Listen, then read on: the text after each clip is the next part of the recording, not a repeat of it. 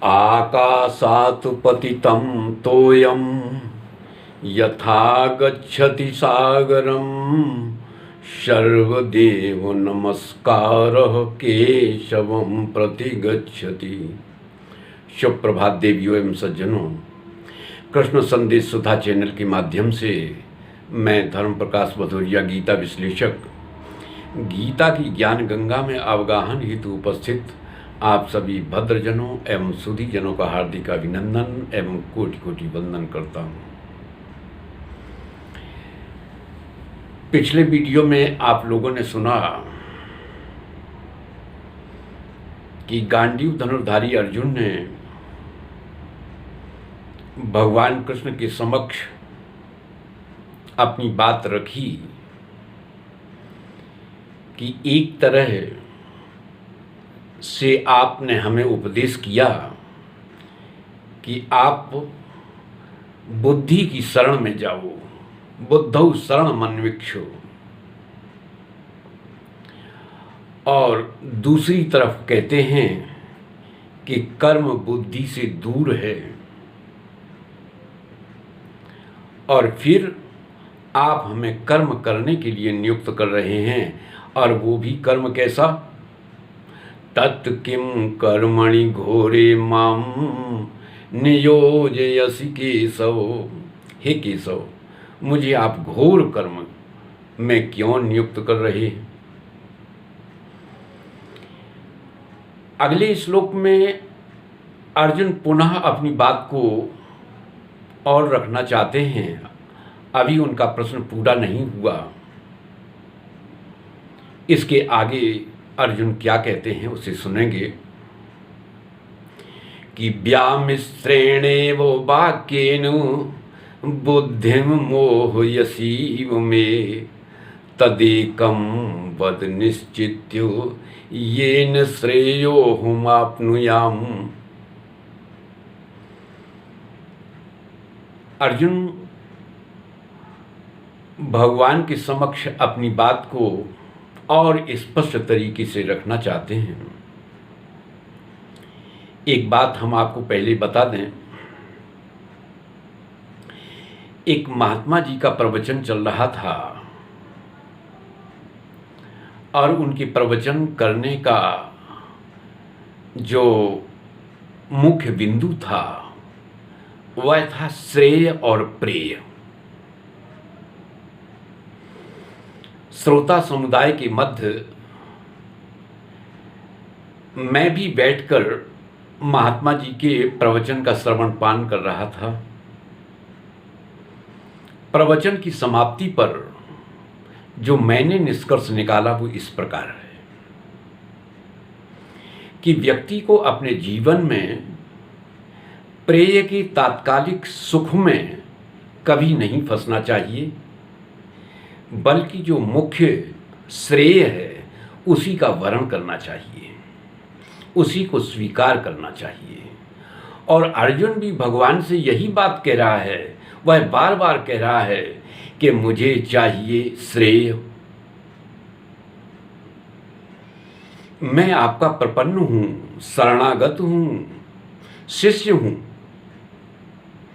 लेकिन फिर भी न जाने क्यों आप मुझसे मिली जुली बातें कर रहे हैं।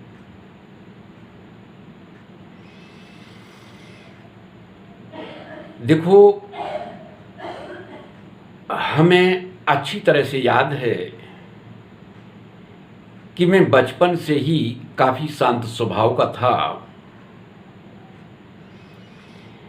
लेकिन किसी की बात पर आसानी से विश्वास नहीं करता था। एक बार एक महात्मा जी मुझे कुछ समझा रहे थे। जब उन्होंने अपनी बात को पूरा कर लिया तो मैंने उनसे कहा कि महात्मन, आप झूठ बोल रहे हैं। विलक्षण बात तो ये रही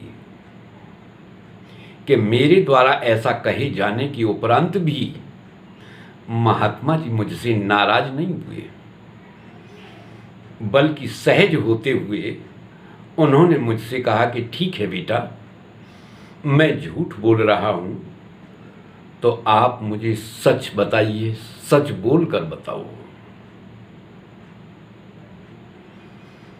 तो मैंने कहा महाराज, मैं जो बोलूंगा वह भी झूठ होगा। वह इसलिए कि जब वाणी को इस जीव ने झूठा कर दिया, झूठा बना दिया, तो जो वाणी निकलेगी वो झूठी ही होगी। इसीलिए प्रायः महात्मा लोग वाणी का निषेध करते हुए व्याख्यान देते हैं। अवचनम अवचनेव प्रोवाचो।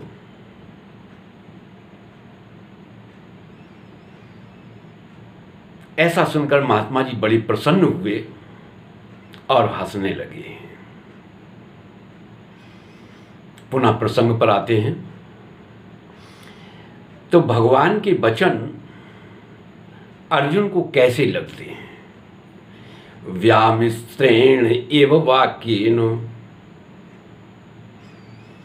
व्यामिश्र, व्यामिश्र का अर्थ है मिला जुला।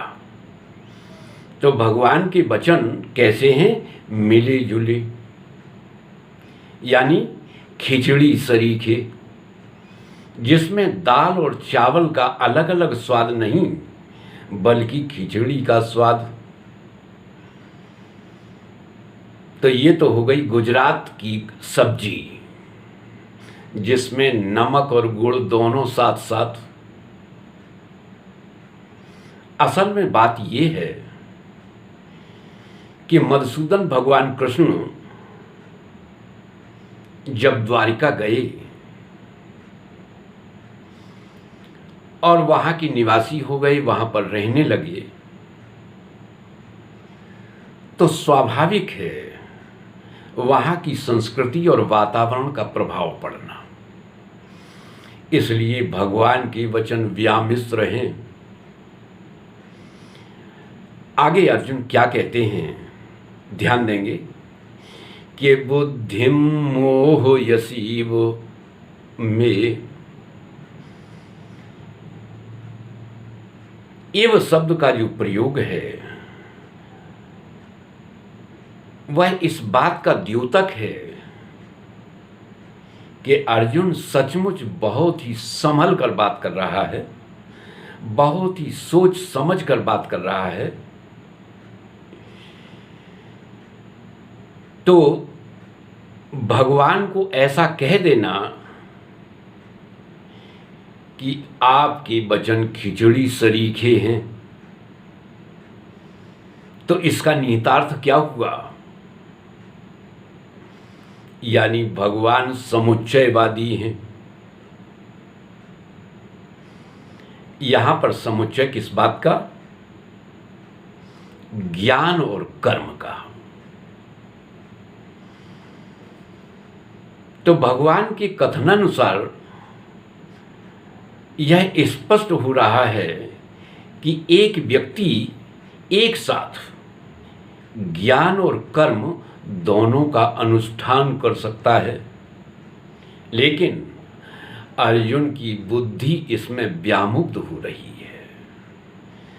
भगवान के वचनों पर, ये भगवान पर अर्जुन को पूरा पूरा विश्वास है कि भगवान कभी भी अपने भक्त को, प्रपन्न को, शरणागत को मोह में नहीं डाल सकते।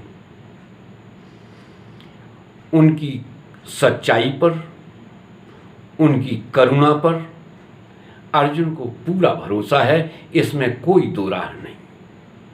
लेकिन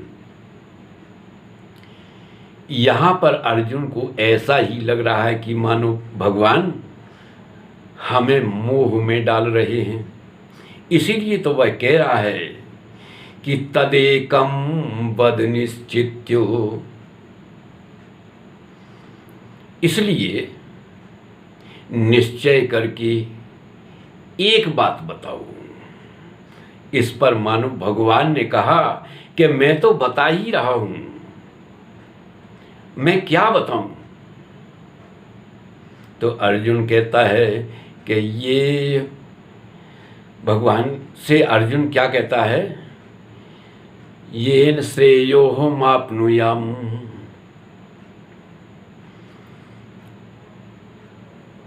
अर्जुन को भगवान कृष्ण को अर्जुन ने अपनी बात रखी कि व्यामिश्रेणेव वाक्येन बुद्धिम मोहयसीम में तदेकम वद निश्चित्य येन श्रेयोहमाप्नुयाम।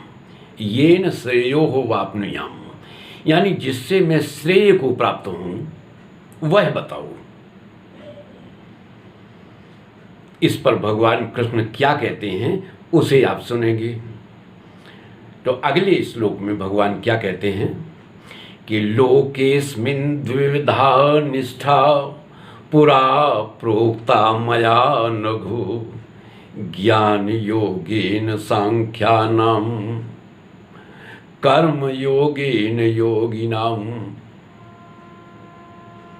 भगवान कहते हैं कि अर्जुन, तुम अनग हो, निष्पाप हो, तुम्हारा कोई दोष नहीं, तुम तो सच्ची बात कह रहे हो। तुम्हारे मन में यदि थोड़ा भी पाप होता तो तुम उसे छिपाते। पहली बात तो ये कि तुमने जो हमसे प्रश्न किया है वह बहुत ही सुंदर है। प्रश्नकर्ता के प्रश्न का अभिनंदन कर देने से उसकी बुद्धि और बढ़ जाती है। प्रश्नकर्ता के प्रश्न का अभिनंदन कर देने से उसकी बुद्धि और बढ़ जाती है। यदि कोई प्रश्नकर्ता को पहले ही कहने लगे कि तुम मूर्ख है, तुझे यह भी पता नहीं, तेरा अंतःकरण अशुद्ध है, तू अनधिकारी है, तो इससे क्या होगा? जिज्ञासु हतोत्साहित हो जाएगा। इसलिए उसे ब्रह्म देखो, ऐसा समझो कि तुम्हारे समक्ष शुद्ध बुद्ध मुक्त ब्रह्म जिज्ञासु के रूप में उपस्थित होकर अपने प्रश्न का समाधान चाहता है। अंतर बस इतना है कि तुम ज्ञान का चोला पहनकर बैठे हो और वह जिज्ञासा का चोला पहनकर बैठा है, लेकिन तुम दोनों में है वही एक। इसलिए प्रश्नकर्ता का सम्मान करो, सत्कार करो। भगवान कहते हैं कि अर्जुन, मेरे द्वारा दो प्रकार की निष्ठा बताई जा चुकी है। पुरा प्रोक्ता मया नघु। पुरा माने पहले। पहले कब? यानी अभी थोड़ी देर पहले, यानी दूसरे अध्याय की 39वें श्लोक में, ऐसा ते विहिता सांख्ये बुद्धि योगे त्वमाम शृणु। दो प्रकार की निष्ठा बताई जा चुकी है। हमने दो प्रकार की निष्ठा अभी पहले बता दी। बात यदि सच्ची है तो पहले और बाद में बताने का कोई अंतर नहीं पड़ता। बात यदि सही है तो 10 दिन चाहे पहले कह दी जाए या 10 दिन बाद में कह दी जाए, कोई अंतर पड़ने वाला नहीं, क्योंकि काल सत्य को प्रभावित नहीं करता। भगवान ने अर्जुन को यह बात भी स्पष्ट रूप से बता दी कि आत्म साक्षात करने वाले जो लोग होते हैं वो दो प्रकार के होते हैं। कोई ज्ञान योग के माध्यम से साक्षात्कार करना चाहते हैं और कोई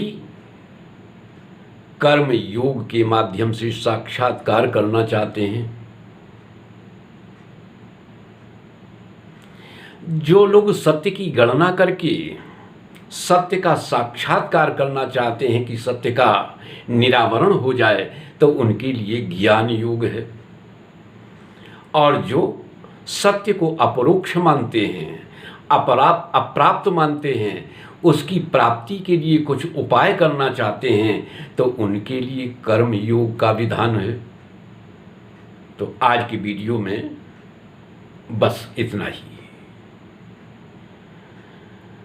आप लोगों को यदि आज की चर्चा विशेष रूप से पसंद आई हो, तो हम आपसे अपेक्षा रखते हैं कि हमारे वीडियो को ज़्यादा से ज़्यादा लाइक करें, शेयर करें, अपनी आख्या दें, और यदि आप नए हैं तो हमारे चैनल को सब्सक्राइब अवश्य कर दें। जय श्री कृष्ण।